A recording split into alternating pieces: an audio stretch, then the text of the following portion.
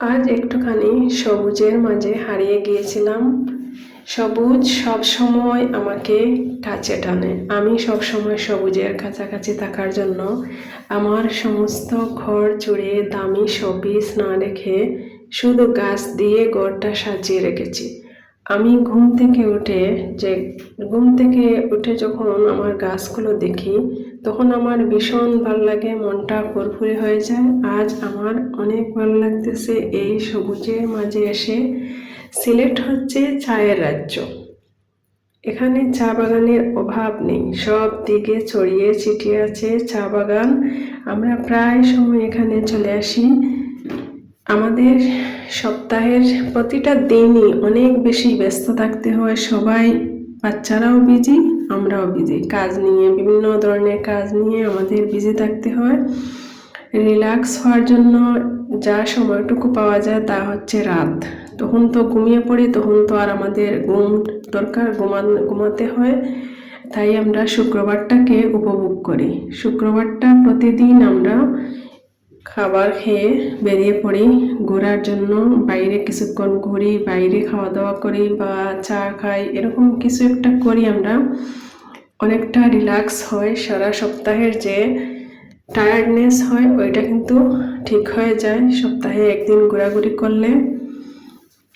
শুক্রবারটাকে আমরা কখনো ঘোরাঘুরিটা থেকে বিরত দিই না।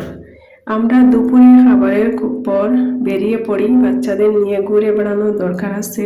সম্পূর্ণ সপ্তাহ ওরা অনেক বিজি থাকে, অনেক বেশি পেইন ওদের মধ্যে, এই পড়ালেখা, স্কুল এসব নিয়ে অনেক বিজি থাকতে হয়, ওদের কম্পিটিশন থাকে অনেক ধরনের।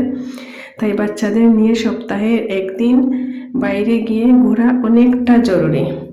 এটা বাচ্চাদের মেন্টালি অনেকটা সাপোর্ট পাওয়া যায়, তারা রিল্যাক্স হয়। সপ্তাহের একদিন ঘোরাঘুরি করলে, বাইরে গেলে ওরা অনেকটা রিল্যাক্স হয়ে যায়, তাই পরে অনেকটা এনার্জি পায় ওরা। এর জন্য ওদেরকে নিয়ে ঘোরা অবশ্যই জরুরি। সব মা বাবাই এই কাজটা করবেন, বাচ্চাদের নিয়ে বাইরে যাবেন, ঘুরে বেড়াবেন, ওদেরকে সবুজ প্রকৃতির মাঝে নিয়ে যাবেন। ওদের মনটা অনেকটা সবুজের কাছাকাছি চলে গেলে অনেক বেশি ভালো হবে। আর গাছের মাঝে গেলে এমনিতেই মনটা ভালো হয়ে যায়। এই যে আমি চা বাগান দেখে আবার রওনা দিলাম।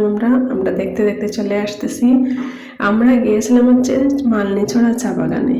ওই মালনীছড়া চা বাগান থেকে আসতেছি আমরা। যতটুকু চা বাগান দেখা যায় আমি ক্যামেরা বন্দি করে নিলাম তোমাদের জন্য, তোমরা যাতে আমার সাথে দেখতে পারো।